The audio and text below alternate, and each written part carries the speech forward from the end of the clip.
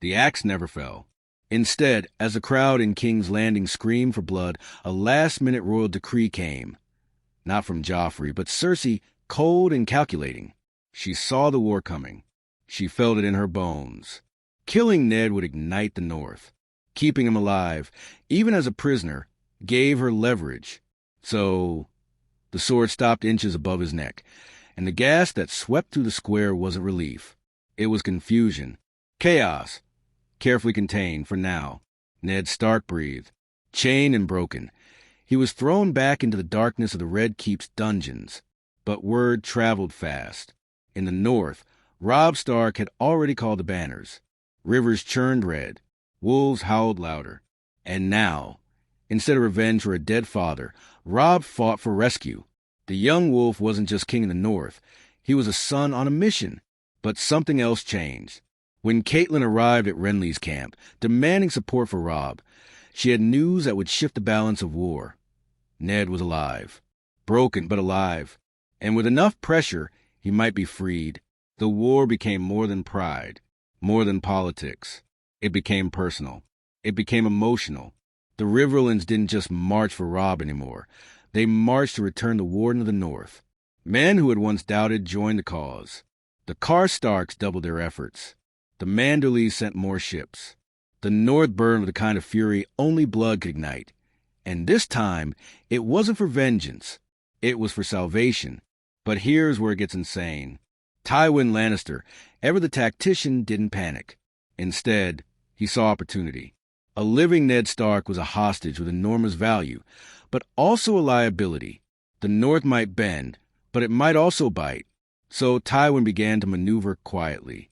Letters flew like arrows, and gold flowed like wine. He sought assassins not to kill, but to silence. And in the darkness beneath the Red Keep, whispers circled Ned's cell like wolves stalking a wounded deer. Robb moved swiftly. His victory still thundered across the land. Whispering Wood, then Riverrun.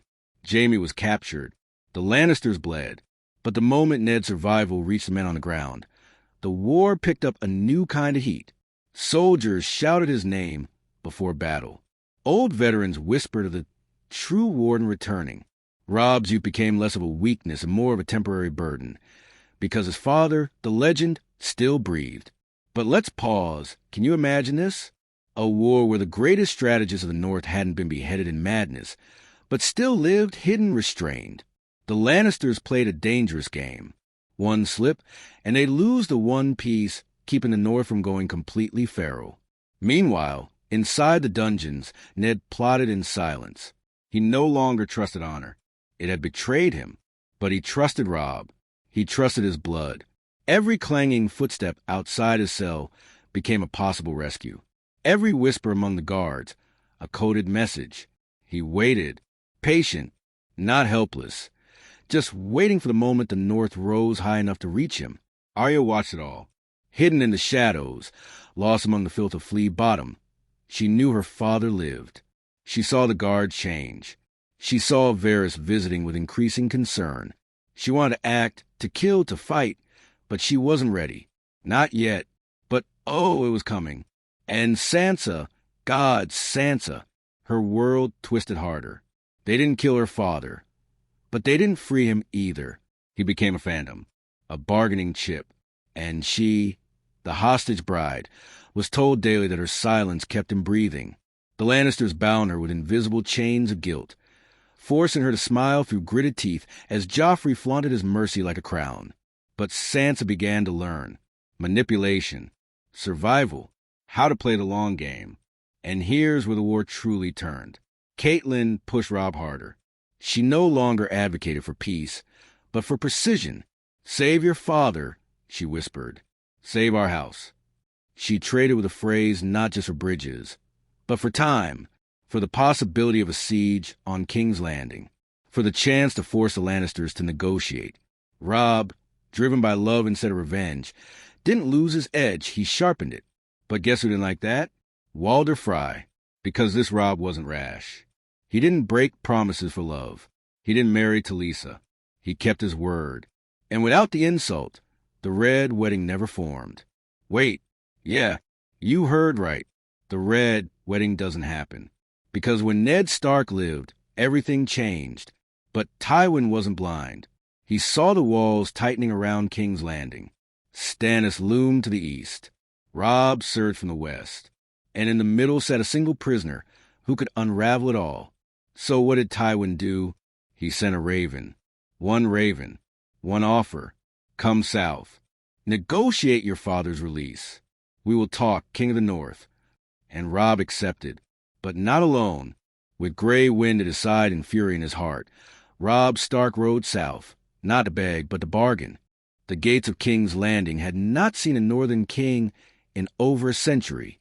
Now they opened for Robb Stark. But it wasn't a hero's welcome. No banners, no cheers, only tension thick enough to cut with a Valyrian blade. Gray wind snarled as they entered, his massive form padding silently beside Robb's horse. Soldiers lined the walls, their hands twitching near swords. The Lannisters weren't welcoming a guest. They were preparing for a fight, and Robb felt it. He rode with a small retinue, only his most trusted, Great John Umber, Meege Mormont, and Lord Bolton. Yes, Roose Bolton, the man whose eyes gave nothing away, who bled ice, not loyalty. They passed the burned remains of shops, the starving faces of small folk, and the cold eyes of gold cloaks. This wasn't capital. It was a kingdom waiting to shatter. At the gates of the Red Keep, Ser Meryn Trant greeted them with venom behind politeness. He led them inside. Robb didn't blink, didn't speak. But he noticed something. No one smiled. And Cersei was waiting. She sat like a queen sculpted from marble and pride, draped in red, her eyes sharp, her expression unreadable. Beside her stood Tyrion, the only one who dared smirk. Joffrey was missing. Odd, but not surprising. Cersei didn't trust him with peace. Robb stood in silence. Then he spoke first. Where is he? Cersei didn't flinch. Alive, federal guarded. You'll see him after we speak. Every word from her mouth was a game, a trap. Robb knew it, but this wasn't the boy who followed his heart. This was a king molded by war and grief. He gave no emotion, just nodded. What do you want? Tyrion leaned forward. Peace. A divided realm can't survive with dragons returning and mad kings reborn. You take the north. We take the south. You go home. Your father comes with you. It sounded clean. Too clean. But the room tensed, waiting for Robb's answer. Here's where it gets crazy. Robb didn't say yes. He said, I want to see him. Now. Silence. Then a nod from Cersei. They led him down the same dark corridors where his father had bled and waited. The steps creaked under his boots. The torchlight flickered. Gray wind growled low in his throat, sensing something, the stench of death or deceit. And then Robb saw him, Ned Stark, thinner, paler, beard longer. But the eyes, gods, those eyes still held the same quiet storm. For a second, neither man spoke. Then Robb stepped forward. Father. Ned stood slowly, legs trembling but mind unshaken. Robb, you came. I came to take you home. But Ned didn't smile. There's a price, he said. There's always a price. And Robb knew it. This wasn't a rescue. This was a trade. Back in the hall, terms were laid bare. The North becomes independent, Cersei said. You march no further. You recognize King Joffrey. You return to Winterfell. In exchange, we release Ned Stark. Unharmed. Robb stared at the fire behind her throne. Then Tyrion added casually, Oh, and you hand over Jaime Lannister. There it was. The real game. This wasn't peace. It was leverage. They wanted Jaime back, desperately. Enough to trade a Stark for a Lannister. Enough to gamble. But guess what? Robb didn't say no. He said something worse. I'll bring Jaime. Myself. To the exchange. Tyrion's eyebrow lifted. Cersei's lips curled. They thought they had him. But little did they know, Robb had already made a choice. He would bring Jaime. Yes, but not to hand over a prisoner. Not to complete a deal. He would bring him to witness what came next. Because Robb had no intention of leaving King's Landing quietly. That night, a raven flew to Riverrun. Another to Stannis. another to the Vale, and in the shadows of the capital, a wolf began to circle. Arya found her brother, disguised, hardened, and when their eyes met in the crypts beneath the September, no words were needed. "The pack survives," she whispered, and that's when the knife turned, because the next morning, Jaime Lannister was gone, vanished from his tent, guards killed, no trail, no note, just one whisper. A girl has no name. You think the Lannisters will still negotiate now? Oh! This war's not over. It's just getting started. By sunrise, the Red Keep was in chaos. Jaime Lannister, gone, vanished in the dead of night, with only corpses and questions left behind. Tyrion was the first to sense the deeper threat. Not just escape, but infiltration. Someone had slipped past their guards, past their walls. And if Jaime could disappear, so could anyone. The queen screamed at her guards until her throat burned. Her golden son Joffrey raged to the throne room, demanding heads. But Robb Stark? He said nothing. He simply waited in the guest chambers they had generously assigned him, arms crossed, gray wind curled by his side, eyes watching every corner of the room. They brought him news of Jaime's disappearance, expecting him to react with confusion or anger. Instead, Robb just stared at the floor. "Looks like someone beat me to him," he said calmly, and the message behind the words? Crystal clear. You're not in control anymore. But here's where it really gets dangerous. Tyrion wasn't stupid. He realized exactly what was happening. "The wolf is already inside the walls," he muttered under his breath, pacing the Tower of the Hand. "He's not just here for peace. He's here for blood." So Tyrion moved quickly. He doubled the guards, sealed off the dungeons, had Varys sweep the Red Keep for tunnels, spies, poison. But it was already too late. Arya had unlocked the game. She moved through the city like a shadow, faceless, nameless, lethal, and now, with her brother inside the walls, her blade had purpose, her list had a direction, and the first name to be crossed? Cersei. Meanwhile, in the north, the Vale responded. Littlefinger, always sniffing out opportunity, offered to mediate between the Starks and the Crown. But Sansa knew better now. When she heard of Jaime's escape and Robb's arrival, something inside her sparked. The girl who had once prayed for songs now saw the truth behind the lies, and she began whispering to the Tyrells. Yes, the Tyrells. Marjorie saw what her grandmother already knew. Robb was winning hearts, not just battles. The North had something the South lost, honor, and people were tired of lions who tore apart the realm. So quietly, through Sansa, the Tyrells sent word. If the lion weakens, the rose will bloom elsewhere. But Cersei, gods, she was unraveling. Ned was still alive. Robb was inside her walls. Jaime was gone, and the small council looked at her not with respect, but with fear. Her grip was slipping. So she lashed out, and she made one fatal move. She ordered Ned's execution. Again. No trial. No mercy. Just steel. End this. Now. But guess what? That sword never swung. Because as Ned was being dragged from his cell, the dungeons exploded in fire. A blast ripped through the black stone corridors, smoke choking the guards. Screams echoed, and from the smoke, gray wind leapt. Yes, gray wind. Robb hadn't waited. He acted under the cover of confusion. He and his men struck hard and fast. It wasn't a full siege. It was a targeted assault. Just enough to reach Ned. Just enough to cut him free and drag him out.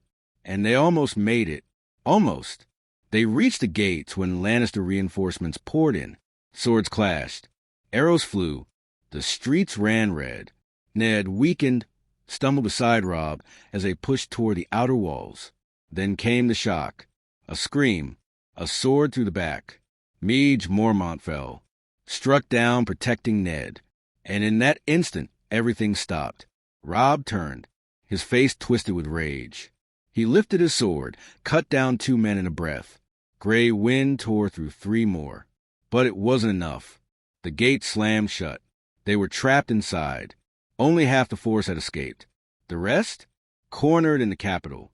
And now, Cersei had something worse than a hostage. She had a war inside her walls. Okay, pause for a second. Did you feel that tension? Because what happens next, it breaks every rule of War Westeros has ever known. A Stark-led rebellion from within the Red Keep, an injured Ned Stark forced to lead guerrilla tactics in the very city that almost executed him, and Arya. Gods, Arya's just getting started. The bells of King's Landing rang not in celebration, but in alarm. Smoke still curled from the dungeon breach. The bodies of Lannister guards lay sprawled in blood-soaked alleys. The capital had become a battlefield overnight, and at its heart, Ned Stark, alive, armed, on the run. The once loyal gold cloaks were split. Some still obeyed Joffrey's shrill commands. Others hesitated. Whispers of Ned's survival, of Robb's honor, of the Lannisters' cruelty, spread like wildfire through the barracks. Men who once wore the lion with pride now glanced at each other with doubt in their eyes. And Cersei felt it. The crown was still on Joffrey's head, but the power beneath it was slipping. She watched as her influence turned to suspicion, her allies to liabilities. Every hall she walked felt colder. Every meeting ended in silence. She had tried to play the game with poison and fear, but the wolves had come to play with truth, and it was stronger. Tyrion burst into her chambers without knocking, face pale, voice shaking. "We have 2 hours, maybe less. If we don't end this now, the city splits in half." But Cersei had gone still. Burn the traitors. Set fire to every street they touch. Even Tyrion flinched. That includes civilians, the septs, children. Her glare was cold. "This is my city. I will not let them take it."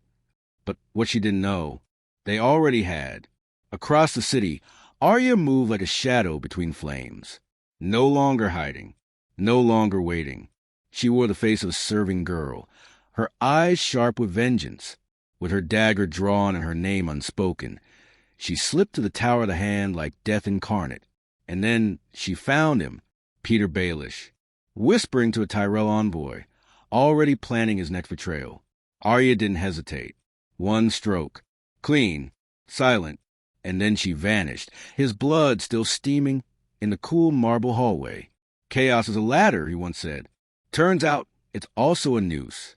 Meanwhile, deep within the Red Keep, Robb had fortified a forgotten wing. With Ned at his side and fewer than 50 loyal men, he built a foothold within the capital itself. Food was short. Morale was tighter than a drawn bow. But they had the one thing no one else in the city had: hope. For Ned, every moment was survival. His body was weak, but his mind sharper than ever. He coached Robb on tactics, on inner circle corruption, on the Red Keep's weaknesses. This wasn't just escape anymore. This was sabotage. Every night, they struck.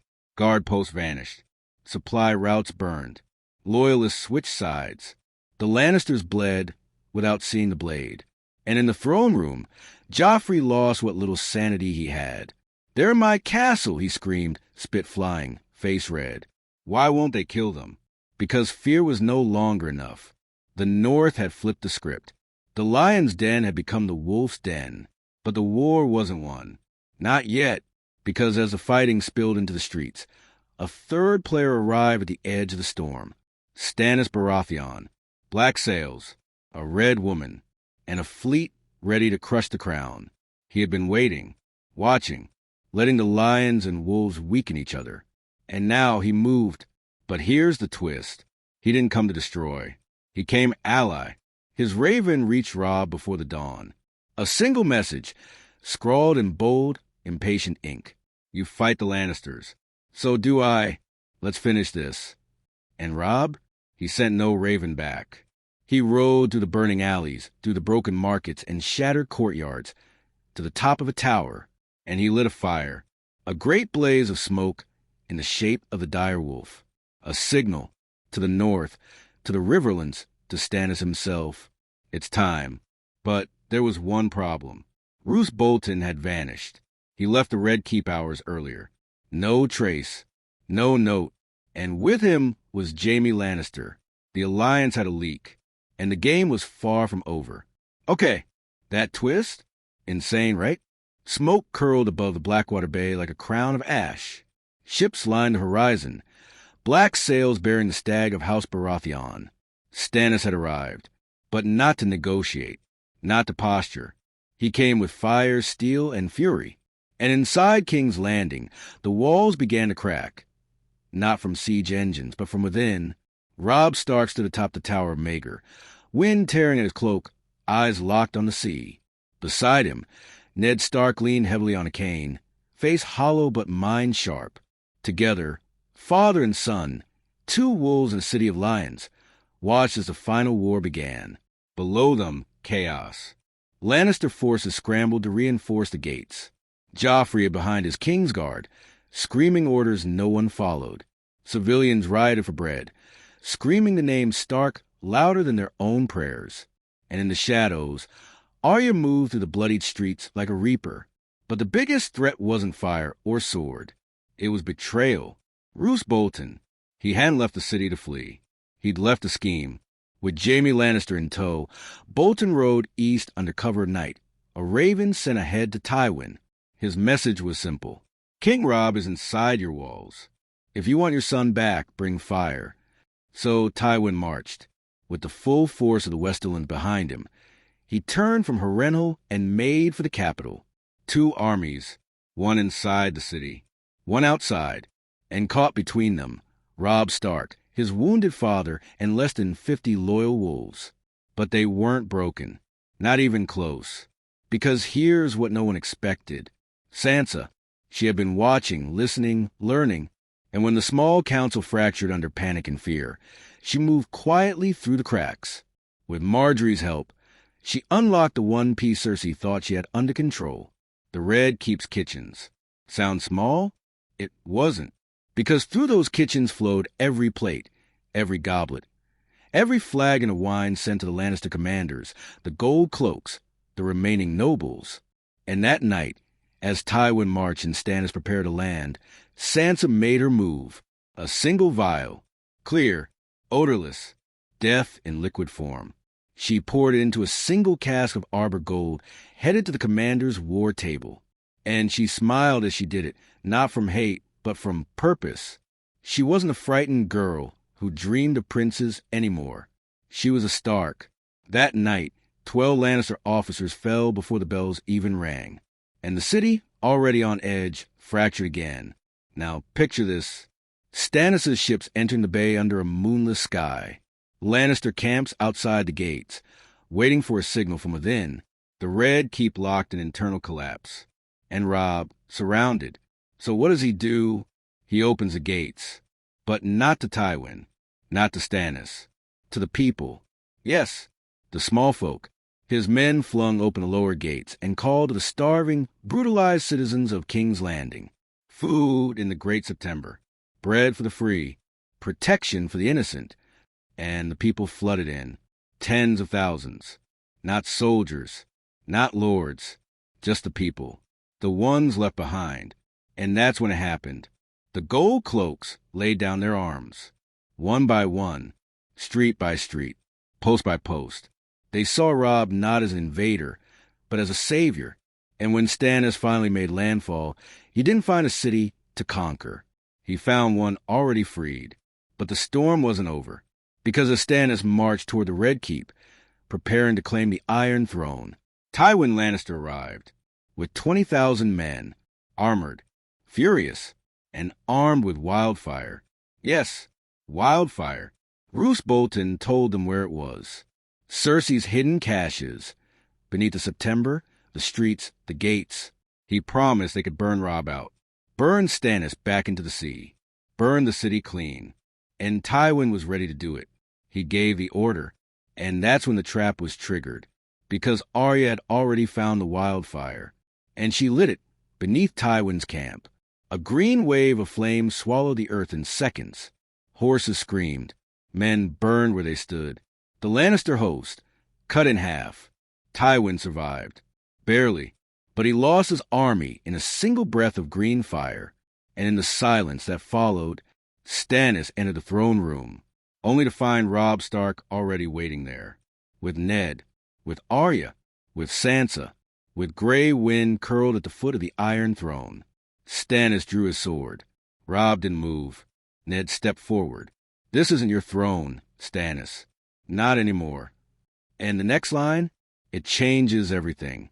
Stannis stared at the sword in his hand, then at the faces around him, at the burned city, the broken kingdom, and he said, "Then let it be yours, Stark. You think the Iron Throne ends with the wolves? Oh, you haven't seen the final twist.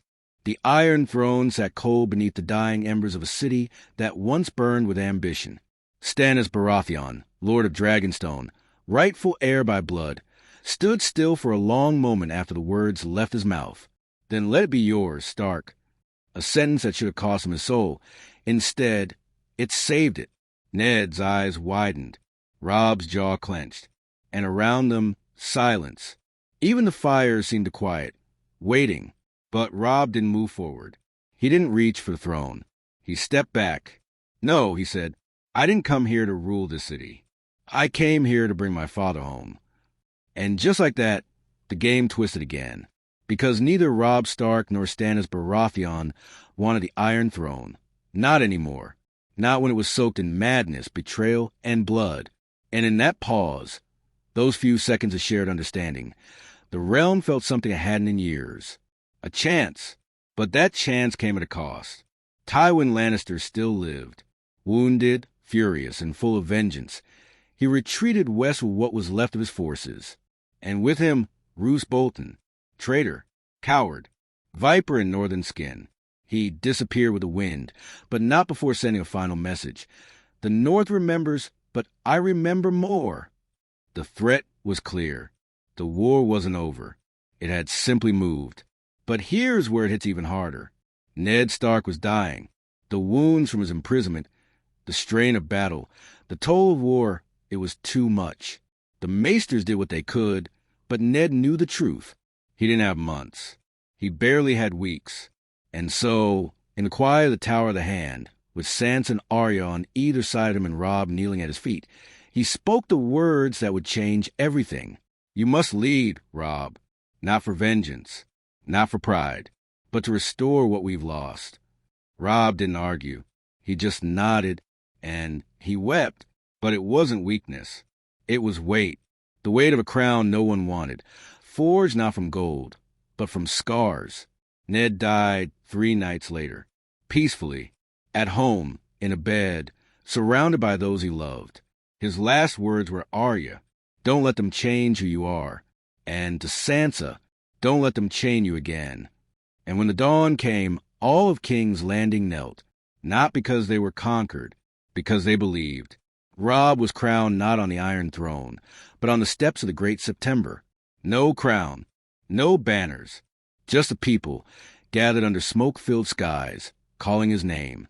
Robb the Just, Robb the Wolf King, Robb, son of the North. But even then, he didn't stay. Within a week, he handed the city to Stannis.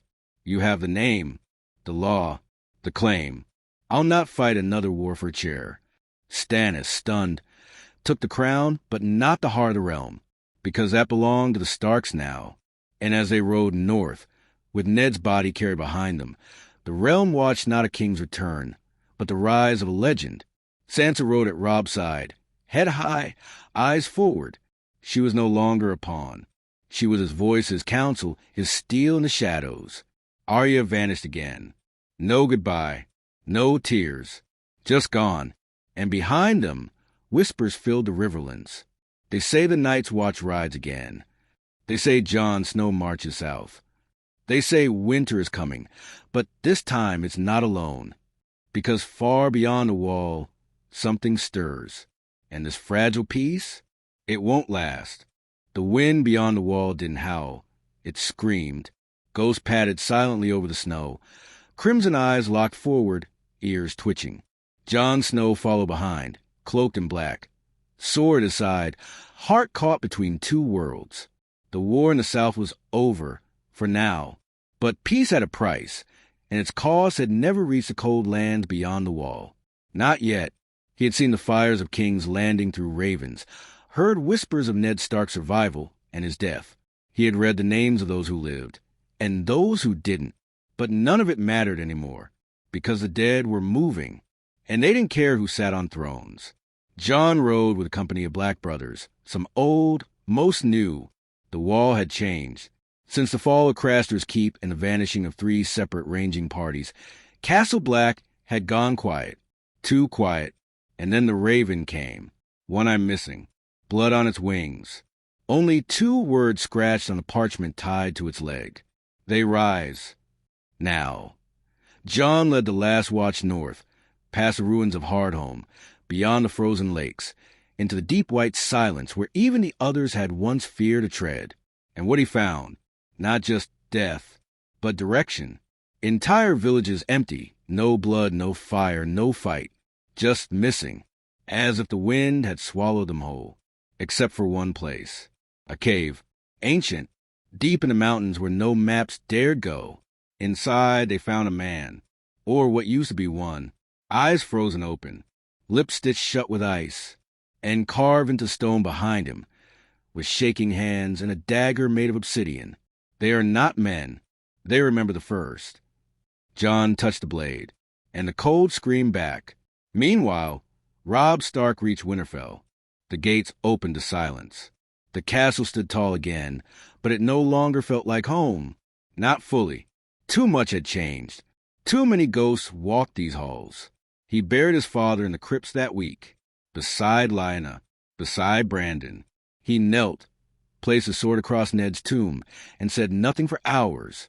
Sansa stood behind him, a silent pillar. That night, a feast was held, but not one of joy, one of unity. Lords of the North, the Riverlands, even Scattervale allies came to swear loyalty, not to a king, but to a cause, because messages had started arriving from the Wall, from Jon, from the wildlings, and what they said was impossible until it wasn't. White walkers, whites, whole forests stripped to bone, nights without stars, fires that wouldn't burn, and one name repeated again and again, the Night King. The realm had fought over crowns, while something older, colder, more patient waited for its moment. And now it was coming. Sansa pushed for strategy. Garrison Winterfell. Summon the remaining bannermen. Forge weapons from dragonglass, iron, fire. She oversaw the smiths, the ravens, the stores. Robb, meanwhile, prepared the war council, but not for politics, for extinction. He sent word to Stannis. We must meet. The war is not over. It never was. To the Vale, send steel, or send coffins. And to the Citadel, forget history. We need truth. But there was one letter he hesitated to send. To Daenerys Targaryen, the girl with dragons, the queen who had once burned cities, the only one left with fire that could match the cold. Robb didn't know if she was ally or threat, but he wrote the letter anyway, because they needed her. And far across the sea, on the shores of old Valyria, Daenerys received that letter as Drogon lifted his head to the wind and snarled, low and long, at something no one else could see. Okay, now stop right there. Snow fell hard over Winterfell, like the sky itself was warning the world to stay quiet. But nothing could hush what was coming. They heard the wings before they saw them. 3 shadows sliced across the clouds, monstrous in size, darker than storm clouds. One soared low over the battlements, sending guards scattering. Another circled the ancient godswood, as if remembering something older than men. And the last landed directly in the courtyard with a thud that shook the ground. Drogon, black scales, burning eyes, fire coiled beneath his chest. Daenerys Targaryen sat atop him, cloaked in furs, but still wearing her grief like armor. Her face was sharp, unreadable, and when she stepped off the beast's back, she didn't look at Robb Stark like a guest or a friend. She looked at him like a test. The wolves and the dragon had finally met, and it was tense.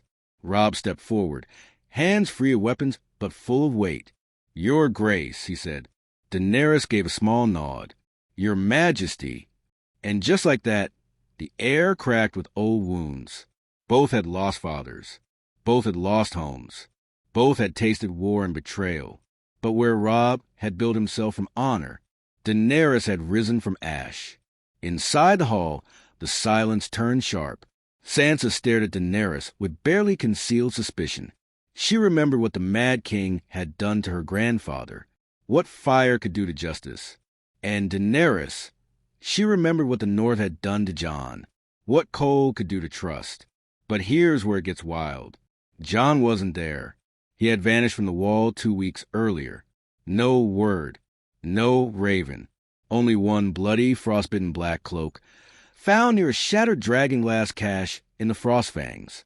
The Night's Watch feared him dead, but Daenerys didn't believe it. "I'd know," she whispered. "I'd feel it." Robb didn't argue. He simply showed her the letter Jon had sent weeks before, detailing the undead, the Night King, the truth beyond the wall. When Daenerys finished reading, she didn't speak for a long time. Then she said flatly, "Then Winterfell must burn." The room exploded. Robb stood so fast his chair fell backward. "Burn? This is the North." Sansa's voice cut in like a blade. "This is our home." But Daenerys, ever calm, explained. Not rage, not destruction, purification. "The Night King is not a man," she said. "He will not march with drums. He will not siege your walls. He will corrupt them." She told him about Valyria, about fire that couldn't stop the stone man, about magic that moved not through sword, but through shadow.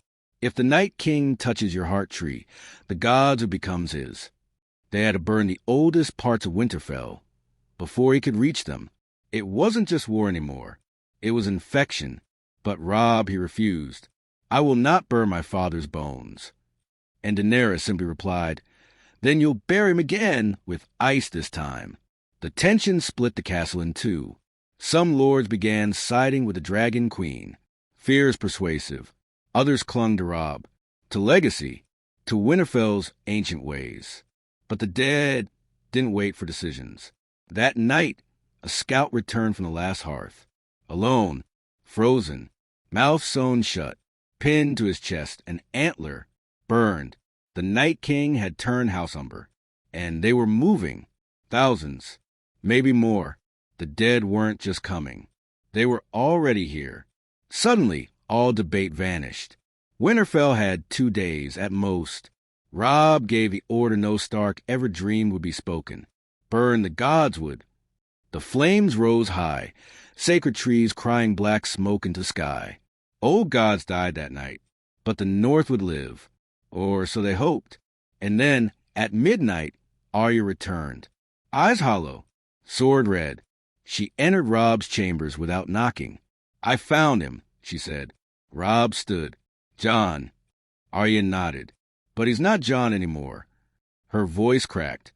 "He's something else." "Okay, let that hit." He came with the storm. Not riding, not walking, but emerging from the forest as if the snow itself had given him shape. Jon Snow stepped into Winterfell without announcement, without escort. Just him, and something wrong. Arya's words hadn't been fear-mongering. He wasn't the same. His eyes, still dark but hollowed deeper. His face, more shadow than skin. He wore the black of the Night's Watch, but it looked more like a shroud than a uniform. And slung across his back wasn't Longclaw. It was Lightbringer, a blade the Citadel claimed was myth. But here it was, real, burning, not with fire, but with cold flame, blue, flickering like a dying star. And the strangest thing? It didn't melt the snow around it. Sansa saw him first. She gasped, stepped back instinctively. Robb came next, heart-pounding. "Jon." Jon didn't answer. He simply looked around, as if seeing Winterfell for the last time. "It's not safe here," he finally said, voice lower, slower, as if carrying the weight of voices not his own. "He's closer than you think." Robb stepped forward. "The Night King?" Jon nodded. "I touched him. I saw it all." And then he told them, not just about whites or walkers, but the truth. The Night King wasn't merely raising the dead. He was remembering. Every soul taken became part of him. Every face worn. Every memory absorbed. He wasn't building an army. He was rebuilding humanity under his dominion. Every mistake, every betrayal, every agony mankind ever inflicted, he remembered it all. And he was angry. "Winter isn't coming," Jon said. "It's already here. I'm what came before it. Everyone in the hall went silent. Daenerys, hearing his voice, came down from her tower. When she saw him, she stopped cold. "Jon," she whispered. He looked at her gently, sadly. "I held the wall," he said. "I died. I burned. I bled. But he never left me. I am the gate now, between us and him." Arya gripped her dagger. Sansa didn't speak. Her eyes just welled with fear. She didn't show. And Robb stepped forward and did the only thing left to do. He hugged him. A tight, desperate brother's embrace. Jon didn't return it at first. Then he did, softly, slowly, and the frost retreated for a moment, but time was gone. Jon laid it out. They had one night before the dead reached the walls. One last stand. One chance to break the cycle. And here's the twist. Lightbringer wasn't a weapon. It was a key. Jon had discovered something ancient in the frozen heart of the Frostfangs. A ruined temple. Carvings of the first men. Of the children. Of fire and ice bound in a single warrior. A forgotten truth. The Night King was once Azor Ahai, but he failed. He forged a blade in love and stabbed a woman he loved to light it. But it didn't stay lit, because love born of sacrifice alone cannot save the world. Only love that survives after sacrifice can. Jon was given a second chance. He didn't have to make the same mistake. But the question remained. Could he wield the blade without killing Daenerys? No one spoke the question aloud, but she felt it that night, as the fires were stoked, as the barricades were raised, as the wolves howled their final warning. Daenerys stood at the Godswood's edge, what remained of it, and asked Jon softly, "If it comes down to me, do it." Jon's jaw clenched. "I won't." "You might have to." He stepped closer. "No, we've all killed too much for thrones. I'm not saving the world by becoming him." Daenerys looked down at the sword, then at Jon. "Then how do we win?" And Jon, quietly finally, smiled. "We don't. We survive. That's how we win." At the edge of the woods, a horn blew. Once, twice, 3 times. They were here, and from the dark tree line, figures began to rise. A wave of ice, a sea of silence. And at the front, the Night King, crowned in bone, cloaked in storm, riding a dragon made of shadow and frost. The final war had arrived, and Robb Stark raised a sword. "Hold the line," he shouted, "for the North, for the realm, for every one of them that still breathes." Jon stood beside him, Lightbringer pulsing with cold fire. Daenerys stepped forward too, and whispered one final word. "Dracarys." The sky is lit with flame. The ground cracked with frost, and the world took its last breath before the storm. But this isn't the end yet. The storm swallowed the sky. Snow didn't fall, it crashed. The wind howled like 1,000 dead voices, screaming through broken bones. Winterfell trembled beneath the weight of what had come. And standing on its walls, blades drawn, hearts steeled, stood the last hope of the living. Robb Stark, king in the north, gave the command. Archers, flaming arrows lit the sky like dying stars. They rained down on the white wave crawling toward them. Whites fell, dozens, then hundreds, but still they came. An endless tide of ice and bone. On the ground, Daenerys soared above on Drogon, fire roaring from his chest, turning dead things to ash. Her face was calm, but her eyes burned. She was fire, pure and unrelenting. But even Dragonflame had limits. Below, Arya moved like shadow. She slipped through whites like a whisper of death, needle in one hand, Valyrian steel dagger in the other. Her list didn't matter anymore. There was only one name left now. Death. Sansa was not idle either. From within Winterfell's walls, she coordinated wounded evacuation, pushed weapons to front lines, and sent ravens mid-battle. She was no longer a pawn. She was a spine. And Jon didn't fight on the walls. He walked toward the Night King. Alone, the field between them was silent, both armies watching. It was as if time held its breath. Jon's feet crunched on frozen earth. Lightbringer glowed with that strange, ghostly blue. Not fire, not ice, something in between. And the Night King dismounted. He didn't speak. He didn't roar. He simply raised one hand. And the dead parted, a path of silence, of expectation. A duel not of skill, but of fate. Jon stepped into the circle. He didn't raise his blade. He raised his voice. You were Azor Ahai once. The Night King blinked. A flicker of something human. You failed. But you don't have to end the world to fix it. No response. So Jon pressed on. I died once. You know what I saw? Nothing. Just cold. Silence. You are the silence. But I won't be. I choose to remember the pain. The people. The warmth. The Night King finally moved. A slow, deliberate walk toward Jon. His sword drawn, black, jagged, humming with death. And the moment they met, the ground exploded. Their blades clashed, and the very air bent around them. Not just steel, but magic. Every strike sent shock waves across the battlefield. The dead paused. Even the dragons hovered, uncertain. Jon fought with fury, but something else pulsed through him, light, not from the sword, from within, and the Night King felt it. He stumbled. For the first time, he feared. But then came the scream. Daenerys. Drogon was down, pinned by a wave of crawling whites. She was thrown from his back, crashing into the snow. Blood, smoke, a roar of panic. Jon turned for half a second, and that's when the Night King struck. Straight through the stomach.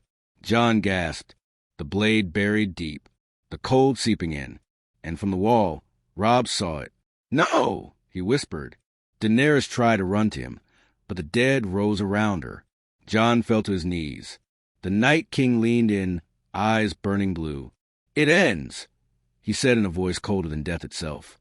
And then, Arya, from the air, a blur of motion, dagger raised. But this time, he was ready. He caught her midair, the same move he'd failed to stop once before. And he smiled. But Arya wasn't aiming for him. She was aiming for Jon. More specifically, Jon's heart. Lightbringer. The key. Jon looked up at her, eyes clear, tears frozen on his face. He nodded, and Arya plunged a dagger into his chest. Into the light. A scream tore through the sky. Not of pain, not of death, of release. The blade exploded with light. Not cold, not heat, but balance. The Night King froze. His body cracked, splintered, shattered. And the dead, they dropped everywhere, from beyond the wall to the crypts of Winterfell. The storm broke, the silence shattered, and Jon Snow collapsed. Daenerys reached him just as he fell into her arms. His chest still but peaceful. He was gone, and yet not gone. The snow around him melted. The light lingered. Arya dropped to her knees. Sansa stared from the walls, tears streaming. Robb approached, fell beside his brother, hands trembling. Is he? Arya whispered. He's free. And then the wind shifted. From the north came no storm, just silence, peace, for the first time in centuries. They buried Jon beneath the weirwood roots, not in the crypts, not in a tomb, but where the old magic lived. Robb built no statue. No song was sung. Only one line carved into stone. He chose to burn bright. Winter passed. Spring came, and with it, peace. Daenerys did not take the throne. She returned east, the dragons with her, to let the world forget fire for a while. Robb rebuilt the north. Sansa ruled the south. Arya sailed west, beyond maps. And Jon Snow? He became legend. A man who was born a bastard, died a brother, rose a king, and fell a savior. The song of ice and fire didn't end in conquest. It ended in choice. And that made all the difference.